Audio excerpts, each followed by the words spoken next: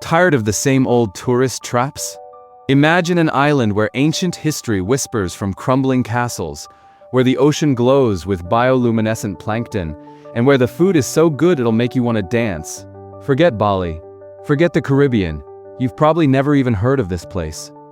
I'm talking about Qeshm Island, Iran's best-kept secret, and trust me, it's about to blow your mind. I spent 5 incredible days exploring every corner of this Persian Gulf paradise, and I'm bringing you along for the ride. Get ready, because this is Qeshm like you've never seen it before.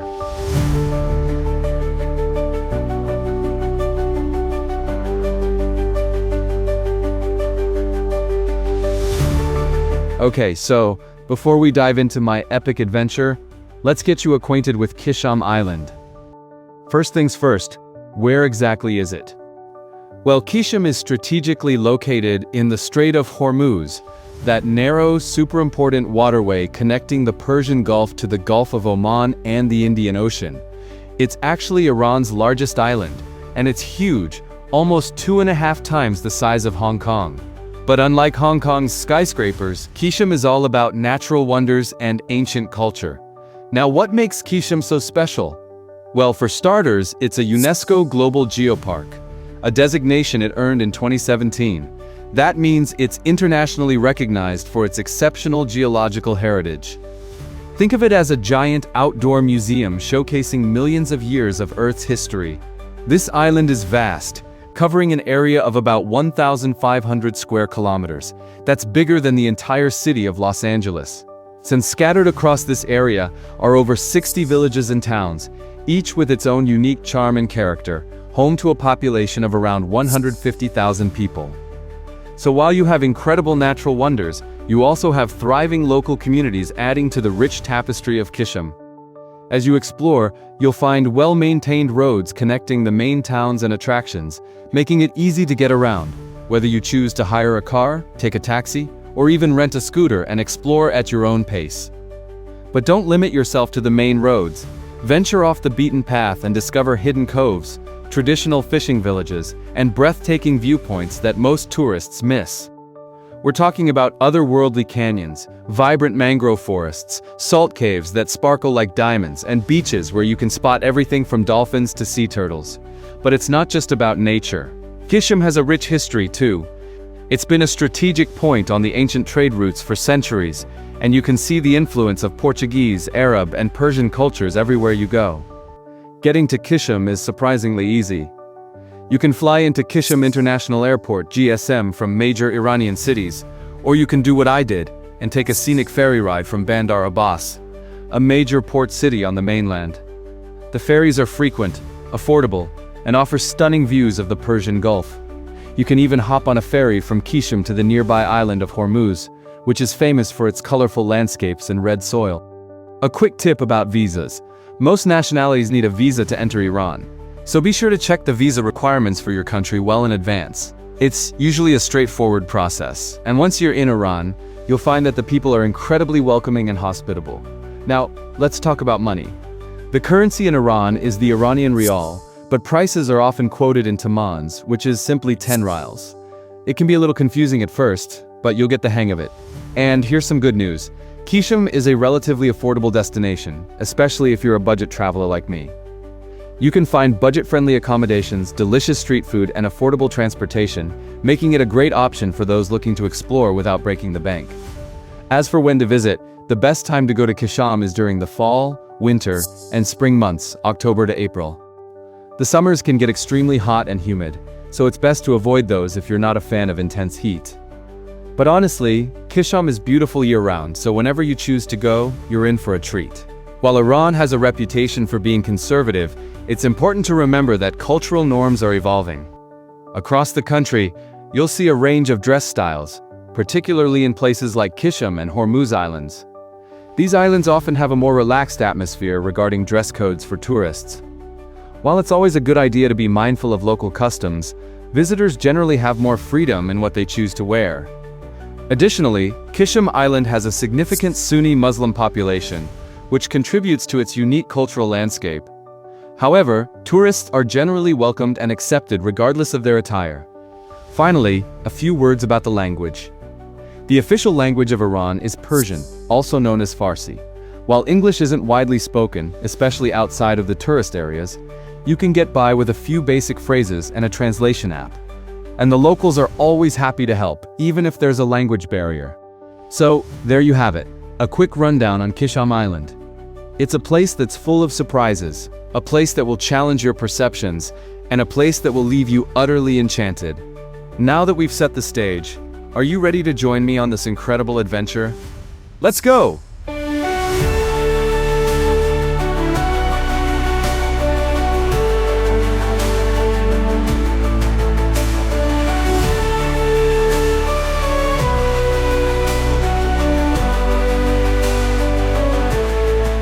My adventure began in Bandar Abbas, a bustling port city on the mainland. After checking out of my hotel, I grabbed a taxi and headed straight for the Shahid Haqqani ferry terminal. The energy here was buzzing. Lots of Iranian tourists, families, and solo travelers like me, all eager to experience the magic of Qeshm. I snagged a ticket for around $8. Super affordable, and after a short wait, it was time to board. The ferry ride itself was an experience. The Persian Gulf breeze on my face, the endless blue stretching out to the horizon, and the excited chatter of fellow passengers, it was the perfect start to my island adventure. The ferry takes about an hour to reach Qeshm, and you can catch ferries throughout the day, with frequent departures from early morning until late evening. And guess what? You can also hop on a ferry from here to the colorful island of Hormuz, another must-see destination. As soon as I stepped off the ferry in Qeshm City, the taxi drivers swarmed in, offering rides to explore the island. But first things first, I needed a place to drop my heavy backpack. I checked out a few hotels, but they were a bit pricey for my budget. Then I stumbled upon a Memin Pazir, a local guest house, which is a much more affordable option. I found a small but clean room with a window, a sea unit, essential in island's heat, for just around $10 a night. Perfect. After a quick rest and freshening up, it was time to connect with a local. I opened up my trusty couch surfing app, and that's where I met Malik. He was super enthusiastic about showing me around, and I couldn't wait to explore Qeshm with a local's perspective. Malik told me to meet him in the old part of Qeshm City, and let me tell you, these streets are something else. Narrow alleyways, traditional houses with wind catchers, it's like stepping back in time. Suddenly, Malik pulled up in his car, ready to start our adventure. How are you? Nice, great. So you are from here on Yes, this island? Mecca. Yeah, okay. It's New Year time. Yes. It's so busy. Yes, it's so for busy. 3 or 4 days later, this road is full. Oh, Our first stop was the Portuguese castle. This imposing fortress, now mostly ruins, dates back to the 16th century when the Portuguese controlled this strategic trading route. Imagine centuries ago, this castle was a bustling hub of soldiers, merchants, and sailors. You can almost hear the echoes of history as you wander through the crumbling walls. The red-hued stone, the intricate archways, and the cannons still pointing out to sea. It's a powerful reminder of the island's rich past. The castle is a testament to the struggles for control of the Persian Gulf trade routes. Built with local materials like coral stone and mortar, it's amazing how much of it is still standing after all these years. Right outside the castle, I saw something amazing. Local ladies sitting on the ground skillfully making Tamoshi on a large metal plate or tawa. It smelled incredible. This special flatbread is actually from the nearby island of Hormuz, but it's also available here in Qeshm and Bandar Abbas. It's similar to Indian or Pakistani roti, but with unique ingredients. They add egg, local cheese, fish oil, even the essence of Hormuz's distinctive red soil, and a blend of local spices while cooking. It makes for a truly delicious and unique flavor. We had to try some.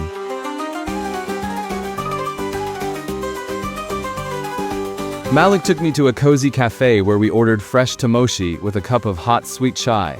The tamoshi was warm and dense, infused with the savory flavors of cheese, fish oil, and that unique taste of Hormuz's red soil. It's quite a substantial bread, not crispy or soft like a typical flatbread, but those distinctive ingredients made it incredibly delicious. Dipped in the sweet chai, it was a perfect blend of savory and sweet. As we enjoyed our snack, I told Malik I wanted to experience the best Qeshm food that night. He knew just the place. A famous restaurant called Defari Nights. located in a village about 15 kilometers outside of Qeshm city. On the way to Defari nights, we picked up Malik's friend, Mohadis. She was a modern, open-minded Iranian girl, and we had some great chats in the car. She played some cool music and even showed us some dance moves.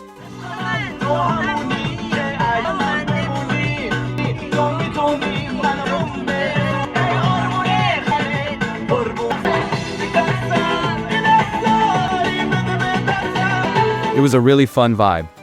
When we reached her place, she insisted on making us tea before we continued. It's a common custom in Iranian culture. Hospitality is a very big thing. She unfortunately couldn't join us for dinner because of some work, but it was great meeting her. You are scared of dogs?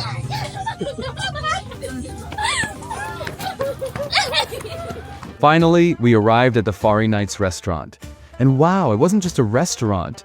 It was like stepping into a living museum. They had this incredible collection of wooden ship models, showcasing Qeshm's maritime heritage.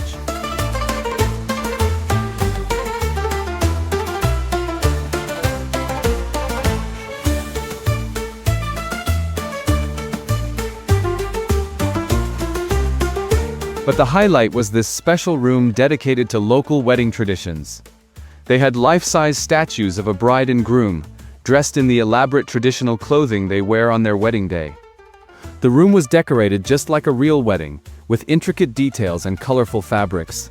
It gave me a real glimpse into the heart of Island's culture. It's fascinating to see how much pride they take in preserving their traditions.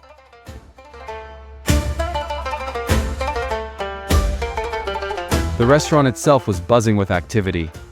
People were already enjoying their meals, and the aroma of delicious food filled the air.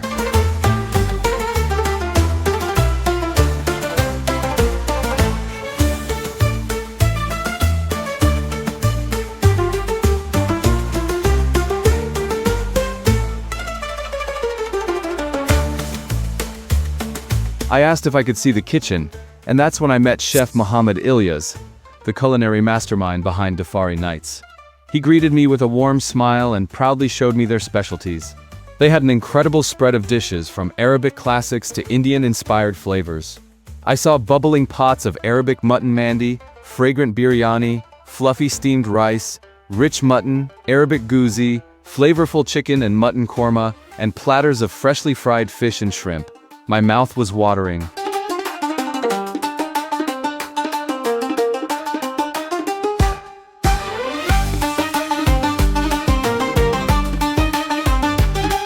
We ordered the Arabic mandi and a seafood platter. And let me tell you, it was a feast fit for a king. The mandi was incredible. The meat was so tender it fell off the bone, and the rice was infused with aromatic spices.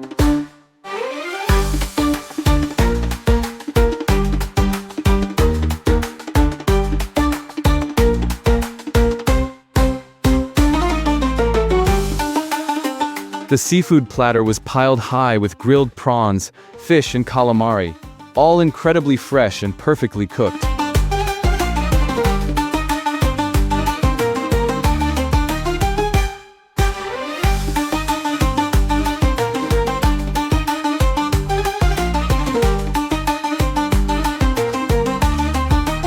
Along with the main courses, they brought out a bunch of other goodies. There was rangnek, a sweet date dish that was out of this world. It was rich, sticky, and had this amazing caramel-like flavor.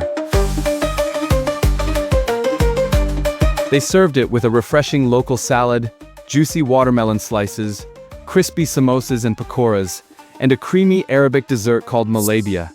Every single thing was bursting with flavor. It was an explosion of taste and textures in my mouth.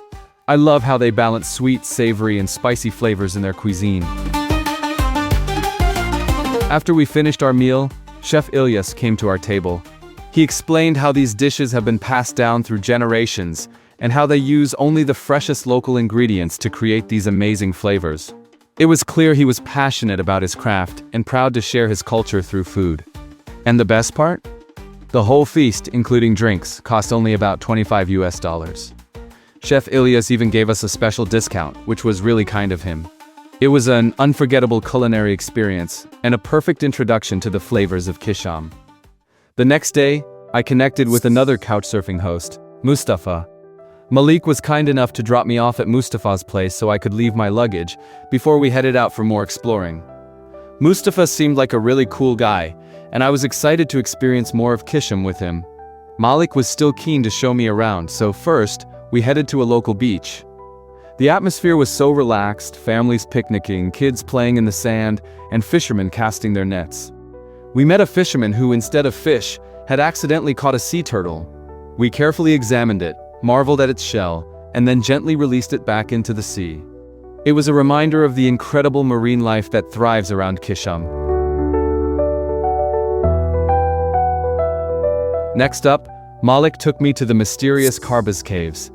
These ancient caves, carved into the cliffs over centuries, are believed to have been a refuge from pirates, and even a Zoroastrian worship site. The entrance fee was only about $50, totally worth it. As I ventured inside, I was amazed by the intricate network of tunnels and chambers. It was cool and dark, a welcome escape from the midday sun. You could feel the history in the air. Some of the caves were tall and spacious, others narrow and winding. It felt like a real-life Indiana Jones adventure. The caves are a testament to the ingenuity and resilience of the people who lived here long ago. They utilized natural formations and carved out living spaces, storage areas, and even water cisterns. It's truly an incredible feat of engineering.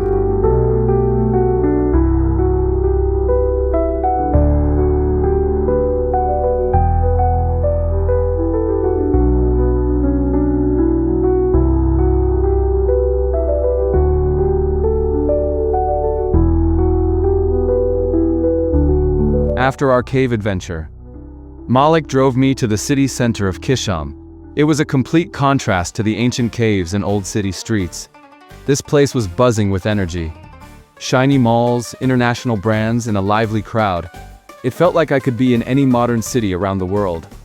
It shows how Qeshm is blending its traditional roots with modern development.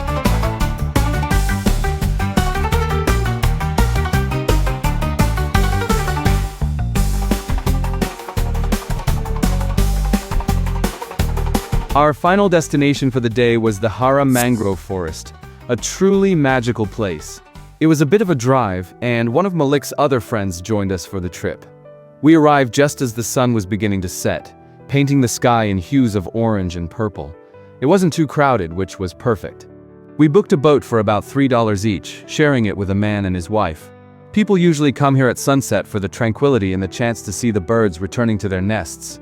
As we glided through the maze of mangrove roots, the silence was broken only by the calls of birds and the gentle lapping of water against the boat. It was so peaceful, almost meditative. Sure.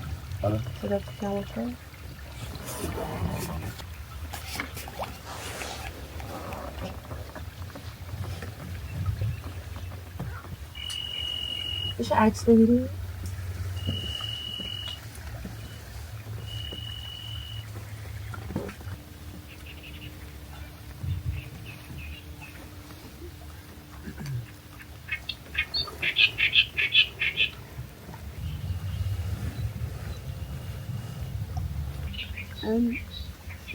Being surrounded by the dense green mangroves, with the setting sun reflecting on the water, was an incredibly calming experience.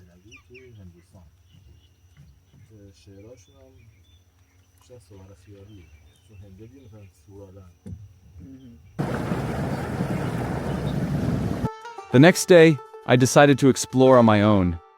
I headed to another local beach, even more lively than the last. Families were out in full force, enjoying the sun and the sea.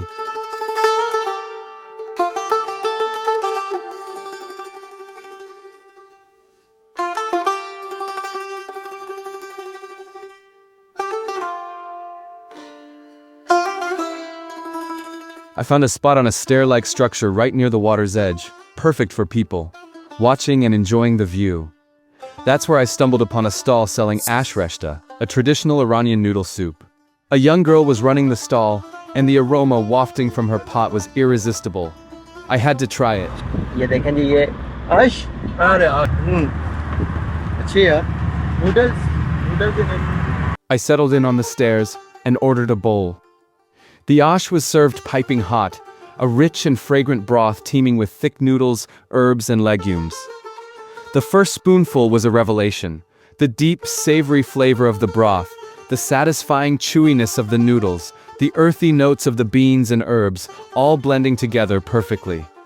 There were also tangy hints of kashk, a fermented whey product, adding another layer of complexity. It was warm, hearty, and bursting with flavor. The perfect comfort food on a breezy beach day. The girl was incredibly hospitable, offering me dug, a refreshing savory yogurt drink to accompany my Aash. She even refused to take my money at first, insisting that I was her guest. But I insisted on paying for such a delicious and authentic experience. It's moments like these, connecting with friendly locals and savoring genuine homemade food, that make traveling so special, a true immersion into the heart of a culture. Later I wandered over to the Qeshm fish market. It was late afternoon, and the market was a hive of activity, with fishermen displaying their fresh catches, everything from colorful fish to giant prawns and squid. The energy was infectious. As the sun began to set, I headed back to the beach. The atmosphere had transformed. Families were setting up picnics, grilling kebabs, and chatting away.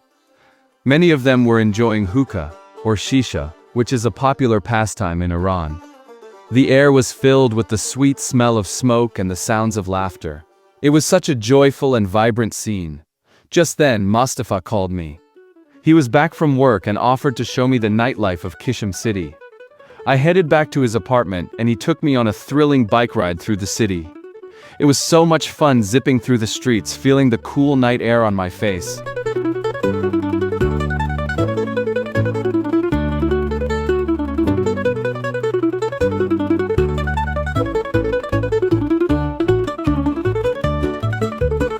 We reached the city center, and it was a totally different vibe compared to the daytime. Near the main shopping areas, people, men, and women were selling all sorts of things on the ground. Mustafa told me it's a common way for people to travel in Iran. They often travel from city to city, selling handicrafts and other goods to fund their journeys. We met a young couple who were doing just that. The girl was selling beautiful handmade jewelry, and the guy was playing the hang drum, a mesmerizing musical instrument. Yeah, that's very nice. We don't have this one in Pakistan. I never saw this before.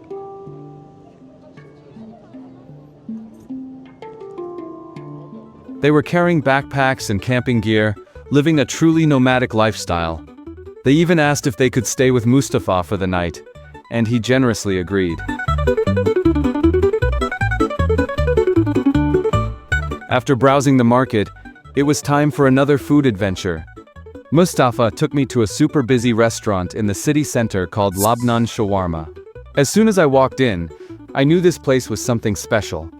I asked if I could film in the kitchen, and they were happy to let me. It was shawarma heaven. They had 3 huge rotisseries going at once, 2 loaded with chicken and 1 with beef. The chefs were working at lightning speed, expertly slicing the meat and assembling shawarmas for the hungry customers. It was a chaotic but mesmerizing scene.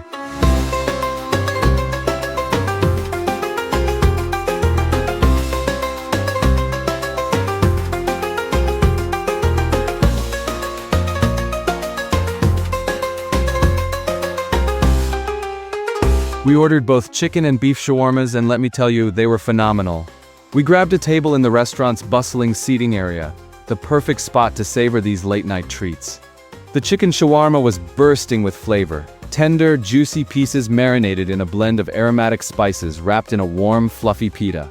It was packed with crisp, fresh veggies, crunchy lettuce, juicy tomatoes, tangy pickles, and drizzled with a creamy, garlicky sauce. The beef shawarma was equally impressive. The rich, savory meat perfectly complementing the fresh ingredients and tangy sauce. Each bite was an explosion of textures and tastes, a symphony of savory and tangy notes. We devoured every last morsel, completely satisfied with our Namakdan shawarma experience. It was easily one of the best shawarmas I've ever had, and a definite must-try if you're ever in Qeshm City.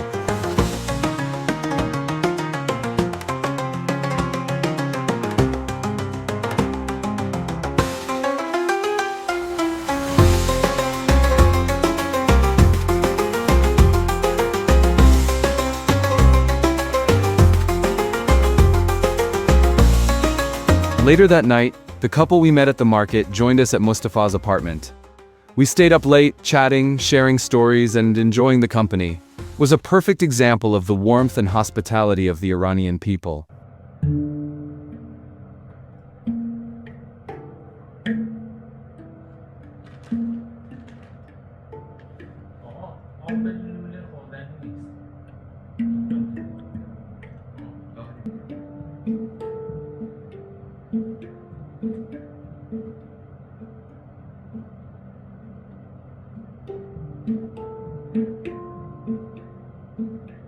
The next day, Mustafa had to work, so I decided to explore some more on my own. I booked a Snap. It's like Uber, but way cheaper.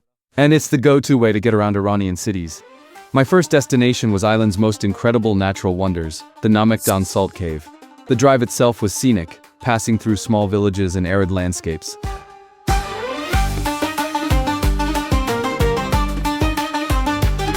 As I approached the cave, I could already feel the change in the air. That salty tongue that hinted at the wonders within. Stepping inside Namakdan, I was awestruck. This isn't just any cave. It's the longest salt cave in the world, stretching over 6.4 kilometers. The multicolored salt formations, sculpted by millennia of water dissolving and redepositing salt crystals, shimmered and sparkled in the filtered light. These geological wonders date back to the Cambrian period, over 500 million years ago, when the region was submerged underwater. Stalactites, formed by dripping salt water, hung like icy daggers from the ceiling, and the air was thick with the taste of salt. I walked deeper and deeper into the cave, amazed by the ever-changing shapes and colors of the salt deposits, a testament to the powerful forces of nature at work over unimaginable timescales. It truly felt like stepping into another world. After exploring the mesmerizing cave, I booked another Snap and headed towards the coast to catch a boat to Hengam Island. I arrived at the coast, where you can buy tickets for boats that go to the nearby island. The boats also take you dolphin watching if you're lucky. I got a ticket for about $3 and headed to the boat terminal. It was packed with Iranian tourists, mostly ladies, all excited for their island adventure. Finally, I squeezed onto a boat, and as soon as we sped out of the harbor, the ladies started singing and clapping.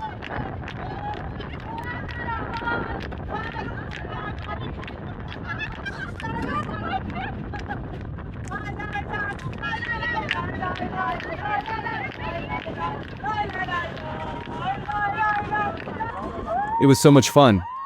We zoomed across the water and then suddenly, there they were, dolphins. We saw several pods swimming and leaping out of the water. It was a magical moment.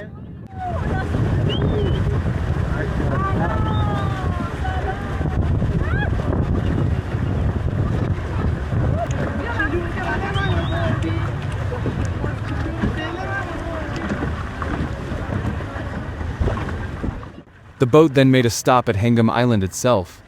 The water here was unbelievably clear, and I could see tons of tiny, colorful fish swimming around my feet. It was like being in a giant aquarium. I spent some time wading in the shallows, soaking up the sun and enjoying the pristine beauty of the island. On the way back, the ladies on the boat started singing again, and the whole atmosphere was so joyful and festive.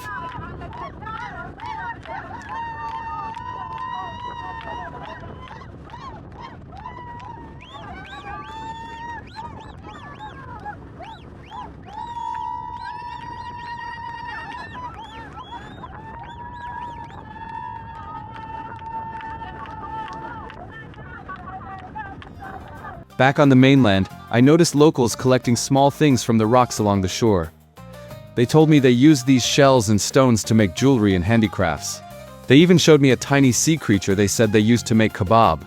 It was something I'd never seen or heard of before. It just goes to show how resourceful the people of Qeshm are, using everything nature provides. Next, I booked another Snap and headed to one of Qeshm's most famous landmarks, Star Valley. As soon as I arrived, I felt like I'd landed on another planet. This place is truly surreal. Star Valley is a geological wonder formed by centuries of erosion. The towering rock formations with their sharp angles and intricate patterns create a landscape that's both eerie and breathtaking.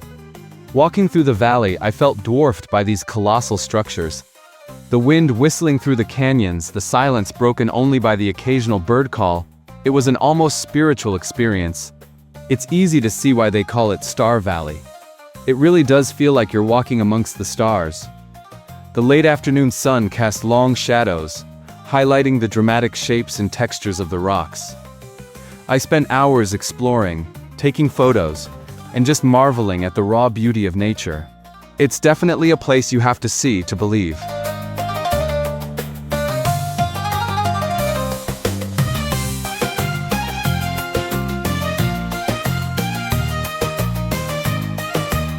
As evening approached, it was time to head back to Mustafa's apartment.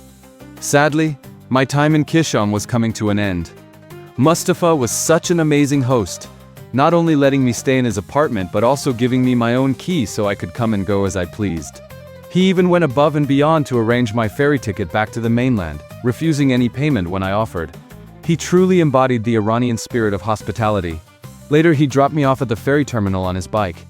We said our goodbyes, and I boarded the ferry, my head and heart full of incredible memories. As the ferry pulled away from Qeshm, I watched the island slowly recede into the distance. I couldn't help but smile, reflecting on the amazing adventure I'd just had. From ancient castles and mysterious caves to vibrant markets, pristine beaches, and of course the incredible food, Qeshm had captivated me in a way I never expected. It's a place where history, culture, and nature collide to create something truly unique. I met so many kind and welcoming people, experienced the warmth of Iranian hospitality, and tasted flavors that I'll never forget. So, if you're looking for an off-the-beaten-path destination that's full of adventure, beauty, and delicious food, then look no further than Qeshm Island. It's a place that will surprise you, inspire you, and leave you wanting more. Thank you for joining me on this incredible journey. Don't forget to subscribe, like, and share this video with your friends. And as always, keep exploring, keep tasting, and keep adventuring. Until next time, Khoda Hafez.